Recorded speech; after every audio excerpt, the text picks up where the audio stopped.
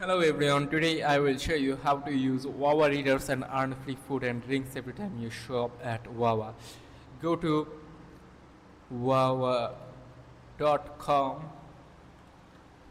and log into your account. You can also use the WAWA app. Once log in, select rewards, search for the login option and then logged in. As you can see, it is asking for me to sign up. Now I'm just gonna show you guys how to proceed the steps, so just follow me. Add something to your card and check out. You will earn coins for every dollar spent. Once you have earned enough points, go to the rewards section in app or website.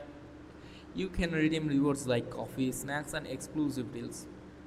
Start earning rewards today by downloading the app or signing up on the website. So that's it. If this video was helpful, make sure to like and subscribe for more of this type of contents. See you in the next video.